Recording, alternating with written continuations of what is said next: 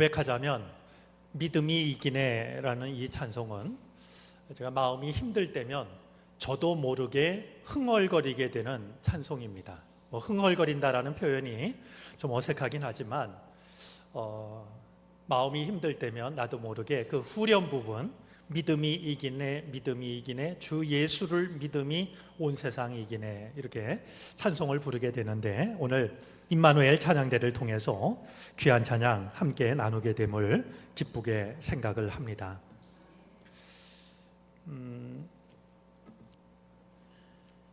오늘 아침에 제가 뜻밖의 뉴스 하나를 접하고 예배를 드리러 나왔는데요. 뉴스 내용이 다른 게 아니라 포도송이 하나에서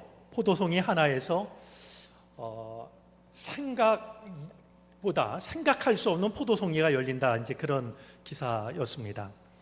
포도나무 한 그루에 무려 4,500송이의 포도가 열리는, 이게 믿어지십니까? 이게 포도나무 한 그루에서 4,500송이의 아주 탐스러운 포도가 열려져 있는 그런 이제 기사였고 사진이었습니다. 보니까요, 이 포도나무가 한 이제 줄기에서 그 밑동에서 퍼져 나가는 그 길이가 약 40m 정도였습니다. 14년 전에 심은 나무라고 하는데요, 올해 4,500송이의 포도가 아주 주렁주렁 열려져 있는 모습을 보았습니다. 일반적인 포도나무보다 약 100배의 포도송이가 맺힌 거라고 합니다. 자, 이렇게 세계에서 유례가 없을 만큼 이 포도가 열린 이곳은 어떤 외국 이야기가 아니고요, 우리나라 전북 고창에 있는 한 농장입니다. 이 농장에는요 20여 그루의 포도나무가 있는데 포도나무들마다 1,000송이 이상의 열매가 맺힌다는 거예요. 사진을 보니까 말이죠, 기가 막혀요. 제가 관심이 가서 이제 봤더니요, 이렇게 많은 열매가 맺히는 비결은 친환경 유기농법에 있었는데요, 그 농가에서 만든 특별한 비료가 있었습니다. 두부 피지, 대나무, 참나무, 톱밥, 이걸 이제 줘가지고요, 이 땅을 굉장히 이제 기름지고 또 튼튼하게 만드는데요, 농약 한 번 안 주고 이 포도를 이제 길러낸다는 거예요.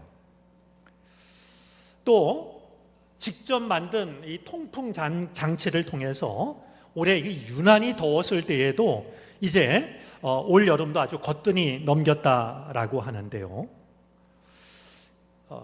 이 농부 이야기를 들었더니 그냥 이 나무를 자식처럼 사랑하는 길밖에 없다고 이렇게 이제 표현을 합니다. 그런데 제가 이 기사를 읽다가 마음에 가장 많이 와닿았던 대목이 있습니다. 포도나무에 물을 줄 때요, 포도나무에다가 물을 주는 게 아니라 1m 떨어져서 물을 준다는 겁니다. 포도나무가 시들어가면 포도나무로부터 한 1m 떨어져서 물을 준다는 거예요. 그러면은 이 나무가 이제 또 생기를 되찾는데요, 생기를 되찾은 뒤에 또 시들시들해져 가면 거기서 또 1m 떨어져서 물을 준다고 그럽니다. 나무가 시든다 싶으면 물을 주는데, 오늘 나무 전문가가 홍 권사님 계셔서 제가 얘기하는 게 조심스럽지만 제가 본 기사대로 하면은요, 그냥 나무가 시들어가면 나무에다 물을 주는 게 아니라 1m 떨어져서 주고, 그 다음에 또 시들어가면 또 1m 떨어져서 주고, 이렇게 계속해서 떨어져서 준다는 거예요. 그러면서 이 주인이 하는 얘기가요, 이런 말을 합니다. 뿌리가 나와서 너희가 물을 먹어라. 내가 갖다 주지 않겠다. 나무가 어려서부터 말이죠, 그렇게 키웠다는 거예요. 시들어가면 거기다 물 주고 이게 아니라요, 너네가 와서 먹으라고 말이죠. 그냥 계속해서 떨어뜨려서 물을 주다 보니까 이 나무 뿌리가 얼마나 깊게, 얼마나 멀리 퍼졌겠습니까? 그래서 뭐 다른 농약 이런 거 비료 안 주고 키우는데도 한 그루 나무에 송이가 몇 개라고요? 이게 뭐 45개 달려도 신기할 것 같은데 4,500개의 포도송이가 달리는 말이죠. 저는 정릉교회에 와서 오늘이 9월 9일인데요. 참 기쁜 날이라고 생각을 합니다. 여러분이 얼마나 짐작하시는지 모르지만 목사가 때로 잠을 못 잘 때가 있습니다. 저는 천하의 잠뽀입니다. 저는 피곤하면 무조건 잡니다. 저녁 먹고 바로 자도 다음날 새벽까지 잘 수 있습니다. 제가 목회를 하는 비결 중에 하나가 잠을 잘 자는 건데요. 그런데 이 잠뽀인 목사도 잠을 못 잘 때가 있어요. 제가 한 번도 얘기하지 않았지만 정릉교회에 와서도 잠을 잘 못 잔 날이 아주 없지 않습니다. 그런데 오늘 밤에는 편히 잘 것 같아요.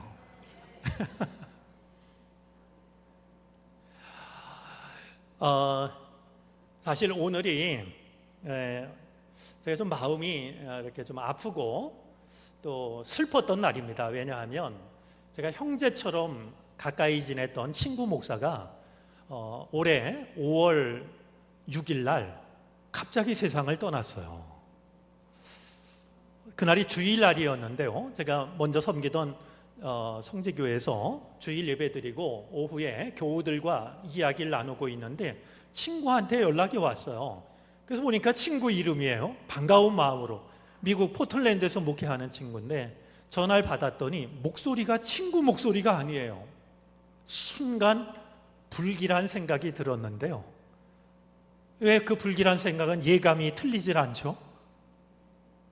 저도 잘 아는 그 친구 목사와 가까이 지냈던 호 목사님이신데요.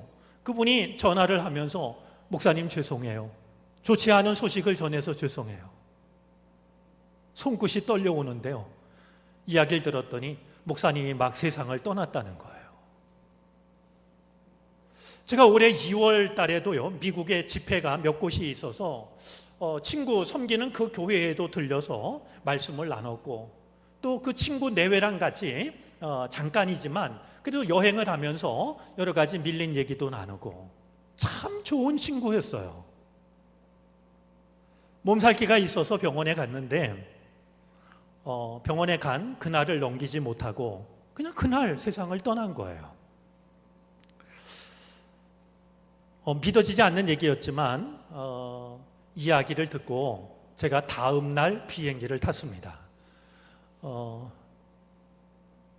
목사님이 임종을 지켰던 호 목사님이 사모님한테 물었대요. 지금 이 순간에 박 목사님이 가장 보고 싶어 할 사람이 누굴 것 같으냐고. 그때 사모님이 제 얼굴이 떠올랐다는 거예요. 제가 그 얘기를 듣고는 그 주에 맡은 일이 몇 가지 있었지만 다 물리고서 급히 비행기 표를 구해서 미국 다녀왔습니다. 친구 목사 장례식 참여했고 그리고 돌아왔는데요. 오늘이 그 친구 생일날이에요. 워낙 가까이 지냈던 친구라 이 날이 되면 제가 전화를 걸어서 너 아무래도 뒷조사 해봐야 되겠어. 네 생일만 되면 북한에서 저렇게 큰 행사를 하는 걸 보면 구구절에 북한 인민군 창설일이라 행사하잖아요. 너 수상하다고 말이죠. 그러고 같이 웃고 그냥 형제처럼 속에 어떤 얘기를 해도 모두가 받아주는 그런 날이었는데요. 제가 오늘 이 얘기를 하는 건 다른 뜻이 아니고요. 제가 먼저 번 교회에서 교회를 섬기다가 그 건축하는 일 때문에 교육관 건축 때문에 참 마음 아픈 일을 경험했어요. 그런데 이 친구가 떠나기 한 보름 전에요. 저한테 느닷없이 전화를 해가지고 미안하다는 거예요. 그 내가 아니 뭐가 미안해 그랬더니 네가 지금 마음고생을 심하게 하고 있는데 내가 힘이 못돼서 미안하다고. 그래서 제가 그랬어요. 별소리를 다 한다고 이렇게 전화해주고 같이 걱정을 해주면 그러면 됐지 뭐가 미안하냐고. 그리고 걱정하지 말라고 나는 잘 이겨낼 거라고. 근데요 그게 마지막 통화였어요. 그 친구도 그 전화를 할 때 뭐 보름 지나 자기가 세상 떠날 거라고 전혀 생각 못했을 거예요. 저도 그 친구 그게 마지막 통화일 거라고는 생각도 안 했고요. 이 친구가 너를 위해서라면 우리 집 문은 언제라도 열려져 있으니까 목회하다가 힘들거나 지치면 얼마든지 와서 쉬라고 말이죠. 그런 친구였는데 그렇게 갑자기 세상을 떠났어요. 저는 오늘 9월 9일 날 제가 참 좋아하고 아꼈던 사랑했던 친구 생일날인데요. 마음속으로 그런 생각이 들어요. 오늘 정릉교회가 새로운 걸음을 내딛는 날이라고 한다면 저는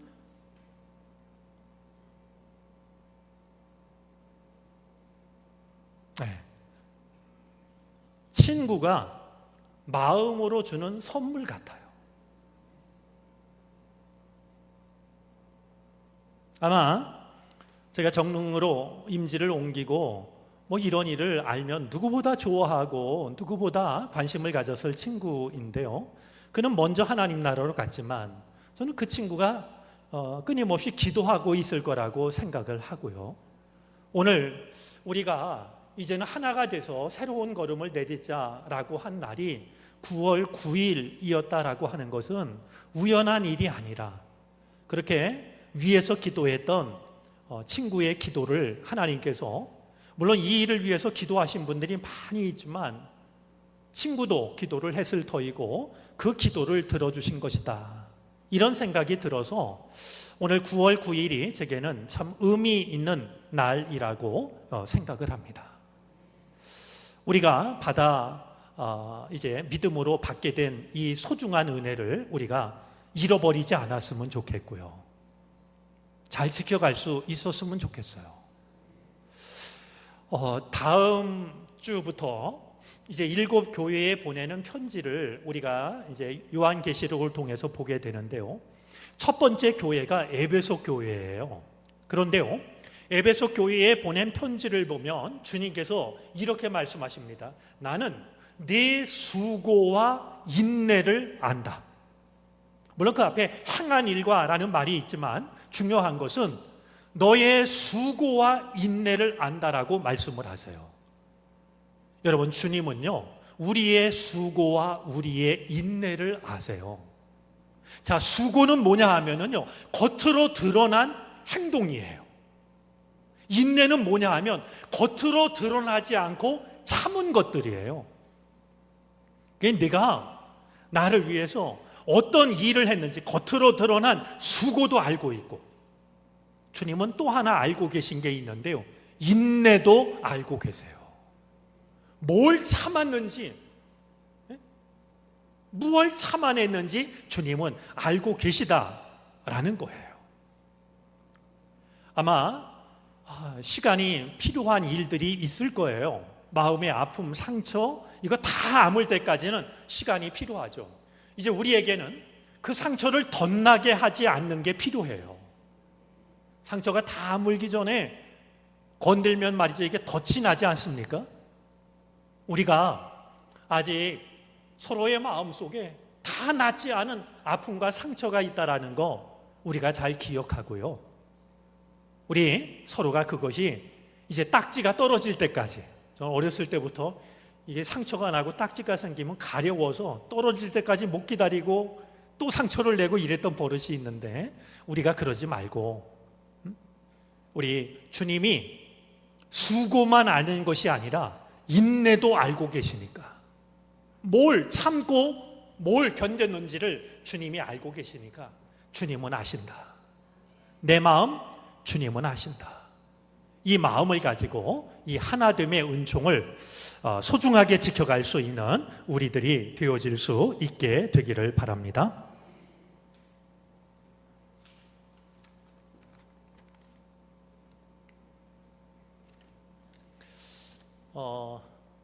우리말에요, 아기를 업다, 아기 업을 때 업다라고 그러잖아요.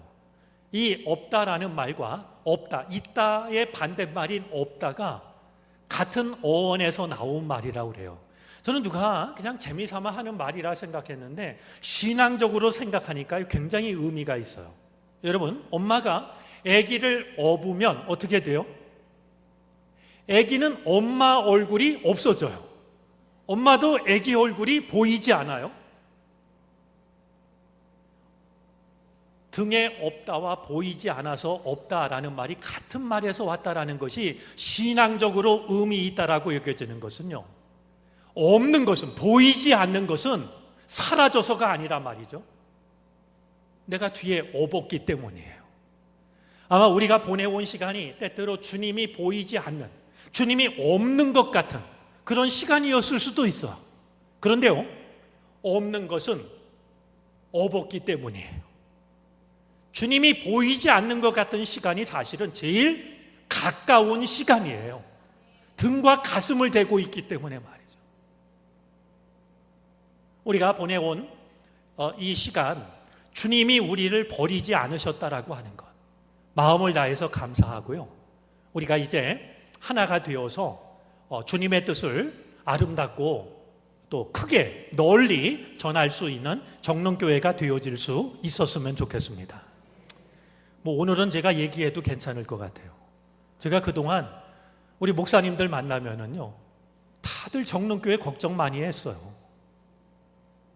그래서 제가 때마다 기도해 달라고, 곧 좋은 소식을 전할 거라고 이야기를 했는데요, 이제 우리 어둠의 터널을 지나가서 정릉교회가 정말 얼마나 좋은 교회인지를 우리를 바라보는 이들 앞에 우리가 알릴 수 있는 우리 모두가 되어질 수 있기를 바랍니다. 오늘 그동안 우리가 읽어왔던 말씀이지만 정리하는 마음으로 오늘 12절부터 20절까지의 말씀을 읽었는데요, 자, 이 요한이 반모섬에 갇혀서 어떤 시간을 보내고 있는가, 우리가 몇 시간에 걸쳐서 말씀을 나눴기 때문에 참여한 분들은 잘 알고 계시리라고 여겨지는데요, 우리가 다시 한번 이 반모섬에 갇힌 요한이 반모섬에 갇혀 있음에도 불구하고 어떤 시간을 보내고 있는지, 어떤 은혜를 누리고 있는지를 한번 살펴보도록 하겠습니다. 자, 지금 요한은 반모섬에 갇혀 있는데요, 이곳은 단절된 곳이에요. 세상으로부터 동떨어져 있는 곳이에요. 제가 먼저 본 교회에서 교우들과 성지순례를 갔을 때 하루 일부러 시간을 내서 반모섬에 다녀왔는데요, 반모섬은 하루를 필요로 할 만큼 배를 타고 망망대해를 한 4-5시간 달려가서 잠깐 보고 또 배를 타고 그만큼 와야 될 만큼 그렇게 동떨어진 곳이었어요. 그러니까 로마가 정치범들을 수용했던 그런 수용소였기 때문에 도망을 치지 못하도록 말이죠, 망망대해 섬을 이제 수용소로 택했던 곳이죠. 자, 그런데요, 요한은 세상으로부터 단절된 곳, 갇힌 곳에 있었지만 주님의 눈을 바라보고 있습니다.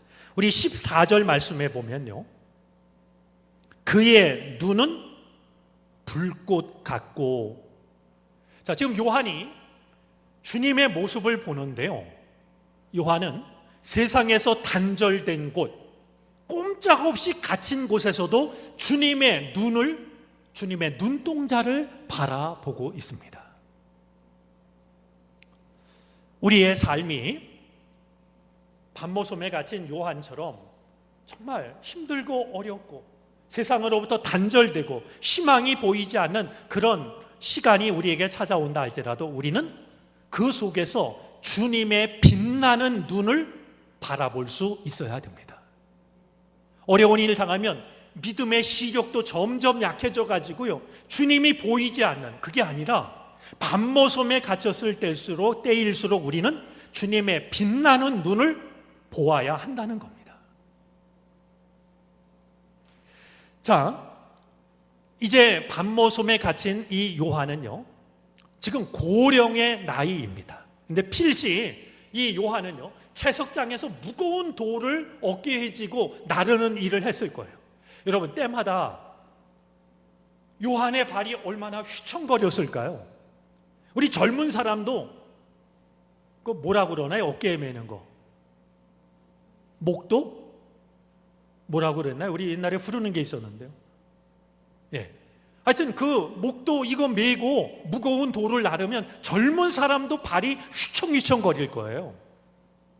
그리고 아마 저녁에 돼가지고 그 좁은 숙소에서 잠을 잘 때 보면 말이죠, 그 다리가 아마 부르틀 대로 부르텄을 거고 말이죠.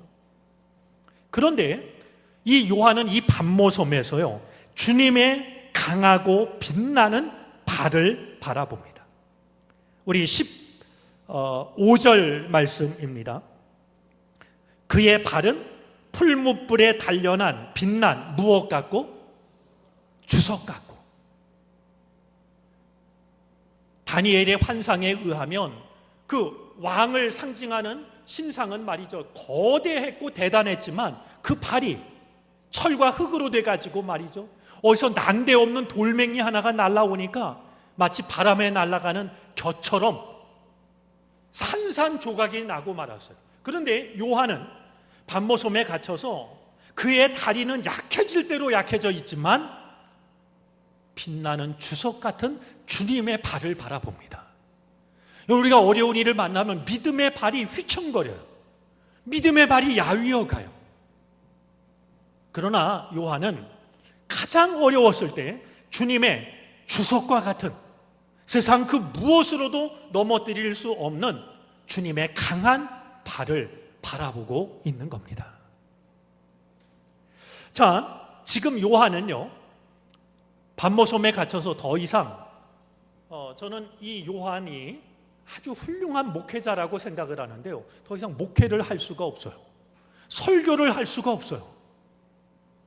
그런데요, 놀랍게도 오늘 15절 말씀을 보면은요, 그의 발은 풀무불에 단련한 빛난 주석 같고 그의 음성은 무엇 같아요?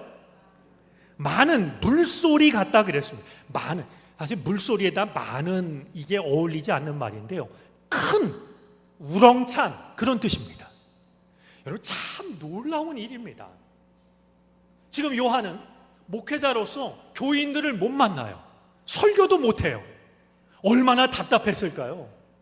그런데 그럼에도 불구하고 요한은 주님의 음성을 말이죠, 큰 음성처럼 들어요. 우리 지난번에 배웠던 말씀에 의하면 큰 나팔 소리 같은 주님의 음성을 듣지 않습니까? 예배할 수 없는 안타까운 현실 속에서도 요한은 나팔 소리 같은, 그리고 큰 물소리 같은 말이죠.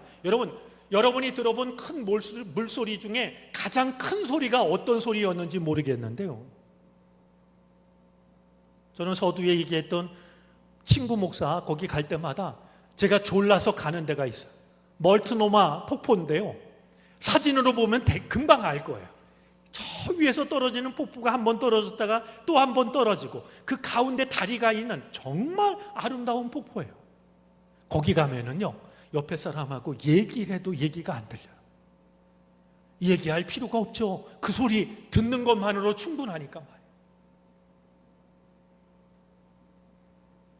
요한과 같은 은혜를 누리시게 되기를 바라요. 어려운 일이 생기면 주님의 음성이 들리질 않아요. 근데 요한은 이 어려운 상황 속에서 주님의 음성을 큰 물소리처럼 말이에요. 여러분이 들었던 큰 물소리 중에 가장 큰 소리를 한번 떠올려 보시고요, 야, 요한이 정말 대단하구나. 응? 이런 딱한 사정 속에서도 주님의 음성을 큰 물소리처럼 듣다니 말이죠. 여러분이 어디 여행을 가셔서요, 대단한 물소리를 들으면 이 요한의 이 고백을 떠올릴 수 있었으면 좋겠어요. 하나님, 내가 지금 들은 이 물소리가 여기 와서만 듣지 않고 주님의 말씀을 들을 때마다, 아니 내 삶이 힘들고 어려워질 때마다 주님의 말씀을 이렇게 듣게 해달라고 말이죠. 큰 소리로 듣게 해달라고. 그런 기도도 큰 물소리 들으면서 하나님께 바치시기를 바라요.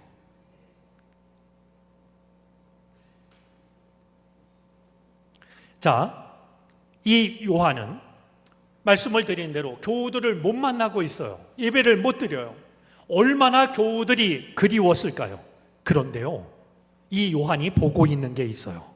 16절 말씀인데요, 그의 오른손에 7별이 있고 합니다. 여러분, 이 7별은 마지막 절에서 밝히고 있는 대로 7교회요 주님의 백성들을 의미합니다. 지금 요한은 그토록 그리운 성도들을 만나고 있지 못하지만, 만날 수가 없지만, 요한은 주님께서 오른손으로 붙잡고 있는 성도들을 바라보는 거예요. 여러분, 우리가 때때로 예배에 참여하지 못할 때가 있어요. 몸이 아파도 그렇고요, 어디 멀리 떠나가도 그렇고 그럴 때가 있죠. 하지만요, 우리 요한이 지금 반모섬에 갇혀서도 주님이 오른손에 붙잡고 있는 7별, 주님이 붙잡고 계신 성도들을 바라보고 있는 거예요. 이 얼마나 든든한 연대감이겠습니까? 참 놀라운 그런 마음, 놀라운 믿음이 아닐 수가 없습니다. 또한 지금 이 요한의 목숨은 로마의 칼에 목숨이 달려 있어요. 만약에 로마 정부가 요한을 처형한다 그러면 요한은 도망칠 곳이 없어요.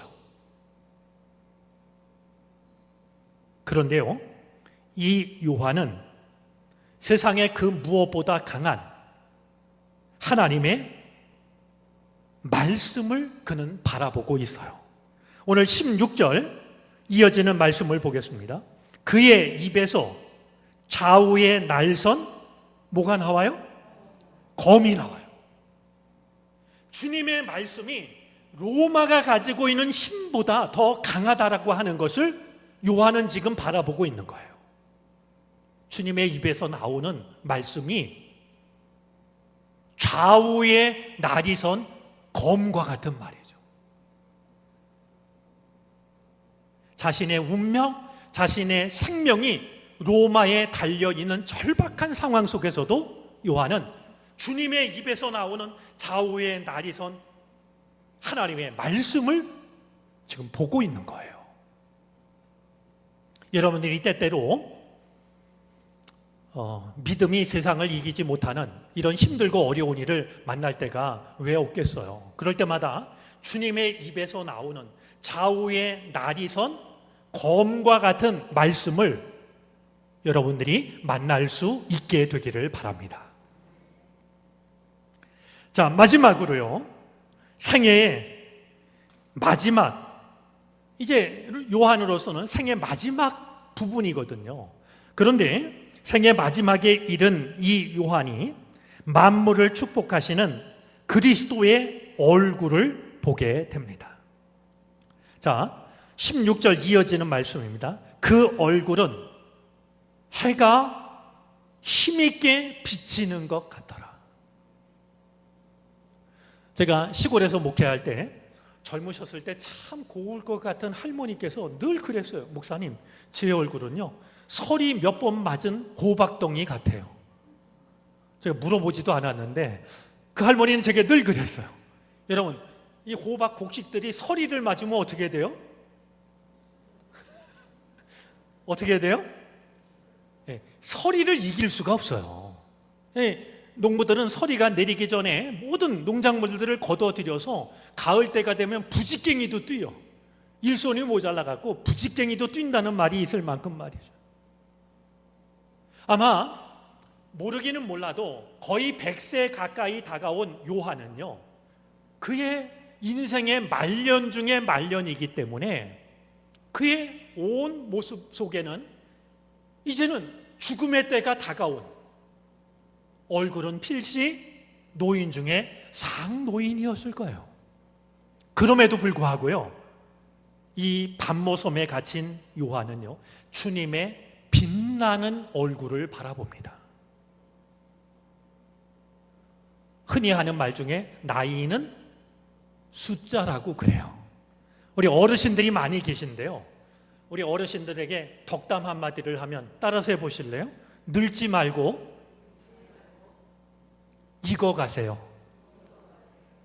늙는 거하고 익어가는 건 달라요. 여러분들이 세월이 간다고 이제 몸도 마음도 늙어가지 마시고요, 익어가세요. 아침에 떠오르는 해도 아름답지만 저녁에 지는 해 아름다워요. 봄에 피어나는 꽃과 잎이 참 아름답지만요, 가을의 단풍은 꽃만큼 아름다워요. 오늘 요한이 이제 정말 고생을 하고 있고 희망은 보이지 않고 나이는 먹었고 그가 바라볼 것이 아무것도 없다고 여겨지는데요, 그는 그 속에서 주님의 빛나는 얼굴을 보고 있어요. 우리 교우들께서도 세월이 얼만큼 지나갔든지 내게 어떤 어려움이 있든지 주님의 빛나는 얼굴을 바라볼 수 있게 되기를 바랍니다. 자, 요한에게 바로 그곳이 밤모섬이었다고 하면 우리들에게는 우리를 힘들게 하고 지치게 하는 바로 그 시간, 그곳이 우리들의 밤모섬이 되어져야 됩니다. 오늘 요한이 밤모섬에 갇혀서도 우리가 누리지 못하는 수많은 은혜를 누리고 있는 것처럼 우리 또한 우리에게 어떤 어려움이 있다 할지라도 오히려 이 요한이 지금 바라보고 있는 주님의 모습 바라보고 요한이 받았던 은혜를 우리도 받아 누릴 수 있게 되기를